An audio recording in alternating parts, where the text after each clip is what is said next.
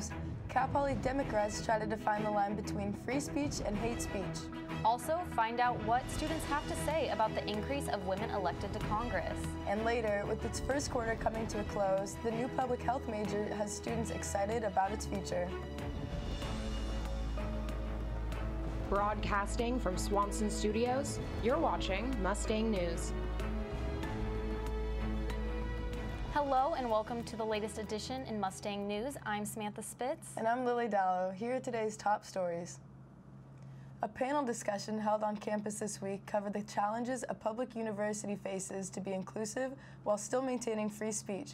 Reporter Maddie Burgess has more on the topics covered at the event. The Cal Poly Democrats Club hosted a panel discussion this week called It's Complicated about free speech on college campuses. According to the club's vice president Amanda Kennedy, the title is fitting. We recognize definitely that it's a really complicated issue and that it's really hard to come to a consensus about that. So what we hope to get out of this, I guess, is to just get as close as we can. The event was planned in response to the free speech wall that is put up on Dexter Lawn by the Cal Poly College Republicans every November.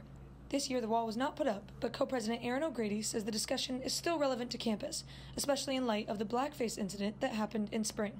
So the whole idea is how to balance protecting that right to free speech and how to simultaneously make students that are attacked by that feel comfortable on campus. Feel not even comfortable, safe on campus.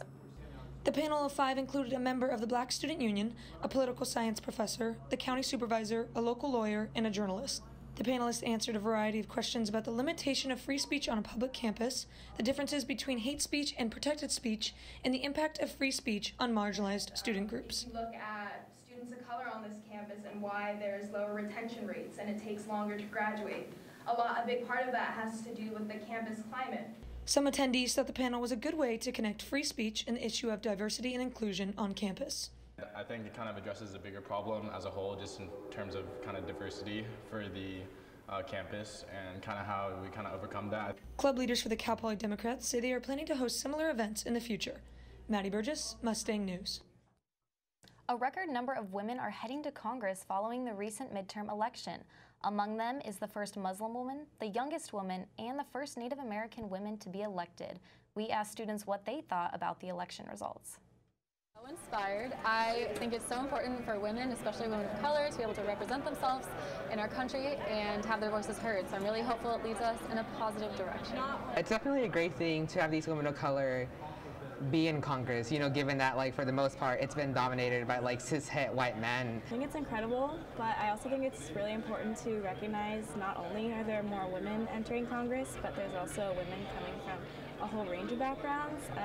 I know I was reading about how the first 2 Muslim women and the first 2 Native American women were just elected to Congress, and that's the fact that it's 2018 and they're the first ones is shocking, but also it's super important to see. By having these women of color in Congress, it's definitely a great step towards a progressive, more accepting culture for societal issues, let alone race ones too. And I'm really proud to be a part of the process that elects people like them. Starting this year, freshmen could apply to Cal Poly with a new major, public health. The public health major is designed to prepare students for many different career paths, including those in medical, education, and public service fields. To help their students, the department created a curriculum that includes courses in kinesiology, biology, psychology, and more fields. Public health freshman Anna Ostrander is excited about the possibilities that this new major can offer. I definitely think that since it's such a new program, such a small program, I'm going to get to know my faculty advisors more. I'm going to get to know the people in the program more, and I'm really looking forward to that because they all seem to be great people, and they all seem very interesting. I'm interested in everything that everyone's doing and all the research. I've already gotten tons of emails about research I can apply to partake in, and I think that's really cool. And now over to Lauren with the weather. Hello, and after the break, I'll have your weather update. Stay tuned. What do you think you're doing, Kevin? Was just gonna drive home. There are several warning signs present that you shouldn't be driving. Like hearing voices? Like your text-to-emoji ratio? Oh man, the selfies. Selfie, nailed it. We all have warning signs that let us know that we're probably not okay to drive. Mine is pretending to be your subconscious. Craig, come on, man, let's put a ride home.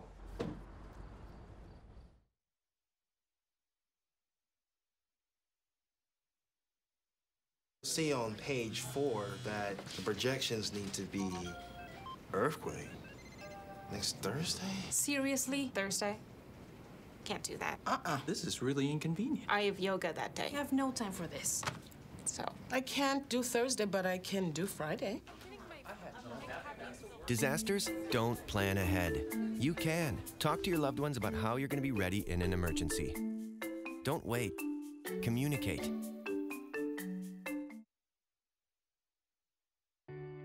Meals on Wheels gives me a chance to be totally selfless. More than the food itself, a lot of seniors don't have family. So just to have someone to talk to, just to say, hey, how was your day? That means so much more than a meal could ever mean. We have to look outside of ourselves to be that lifeline to other people. It's worth it. Hello and welcome back. I'm Lauren Kozicki here with your weather update moving into Thanksgiving break. Today is Thursday, November 15th. In sunny San Luis Obispo, we have a high of 82. But if you do plan on going to the farmer's market tonight, make sure you bring a jacket because we will have a low of 43. Moving into North County, we'll have highs pretty much in the 70s. Santa Margarita, 72 with a low of 38. Crescent, high of 76, low of 37. So it will be pretty chilly over there. Moving along the beaches, starting in Oceano, high of 71, low of 42. Up in Morro Bay, high of 72, low of 45. And Avila Beach, high of 73, low of 44. As we move to the South County, in Arroyo Grande, high of 71, low of 42. Nipomo, 76, 41. And down in Lompoc, Vandenberg, high of 76, low of 40. So we are moving into colder weather as we go into our 5-day forecast. We'll be remaining in the 70s until tomorrow and then going into the 60s and low 40s. That's all I have for you today. Now on to Jay with sports. Thanks, Lauren. This week in Mustang sports, the Cal Poly football seniors will play their final game of their college careers on Saturday. One of the graduating seniors is All-American fullback Joe Prothro. Fullback Joe Prothro, the most dominant rusher ever to play for Cal Poly, will finish up his time with the Mustangs Saturday evening. After beating the record for most rushing yards in a season last week, he is just 188 yards away from breaking the career rushing yards record as well. Even though he is close to another record, Prothro is focused on picking up one more win in his last game at Cal Poly. Honestly, I mean, it would mean a lot to me, and it should mean a lot to our our whole offense, the offensive line, the slots that have been blocking for me. It'd be nice, but I mean, if I don't get it, I don't get it. I'm trying to get that last win, go 5-6. That's a lot better than going 1-10 last year. So that's really what's most important to me. While Prothro is capable of taking over a game all on his own, his offensive lines over the last 4 seasons have played a key role in his success. Love my O-line, always. They got me to where I am now. I was blessed with the carries and them just putting on for me on the front lines. Head coach Tim Walsh says part of what makes Prothro so dangerous on the football field is the diverse skill set he picked up playing other running back positions. Because he's played a lot of tailback and a lot of deep back in his high school career, his vision, his instincts as a running back are much better than the normal guy that plays the position. Prothro hasn't decided what will come after football, but his first priority is his family. Like, the NFL dream, though, it's like, that was like the little kid in me. Now I just want to make some money and feed my family. That's like really a man's goal. Coming up this weekend, the men's basketball team will travel to Sacramento State to take on the Hornets on Friday at 6 p.m. The football team will wrap up their season on Saturday with a game against Southern Utah University in Spanos Stadium at 4 p.m. And the volleyball team will look to clinch another Big West Conference title with 2 home games at Mott Athletic Center. The team will play UC Riverside 7 p.m. on Friday night, and senior night will be on Saturday at 7 p.m. Over to you, Sam, at the desk.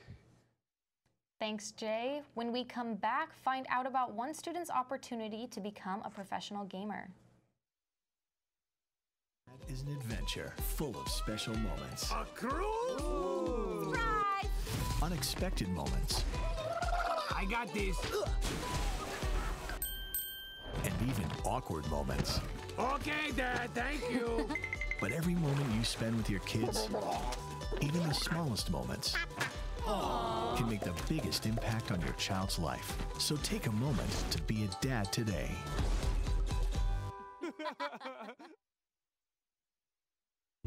Your girls have been with you through every moment of your life. They were with you when you felt unbreakable, and with you when you had your heart broken. They were with you when you shared your love with the world, and with you when she became your world. They're still with you right now. But how well do you know them?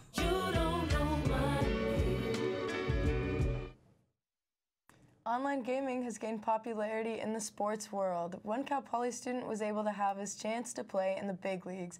Mustang News reporter Casey Sublette talked to him more about his experience.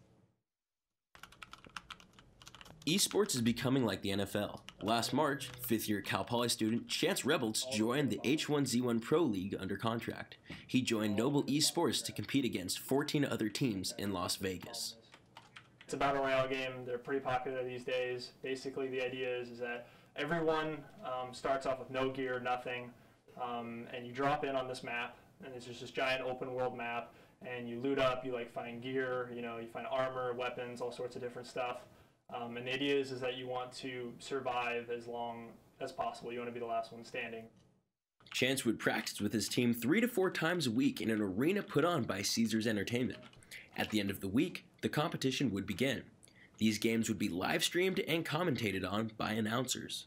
They actually put these heart rate monitors on us during some of the games, which I thought was funny, just because they wanted the viewers to get the experience of how intense it was, because obviously when you're sitting down playing a game versus playing like a real sport, it's obviously difficult to tell that there's an intensity there, even when you're sitting there. So they did that, which was funny. While the league suspended play a couple months into the season, Rebels was thankful for the opportunity. I mean, I've been playing games my whole life. I've loved playing games my whole life. It's been, a fun thing for me to do.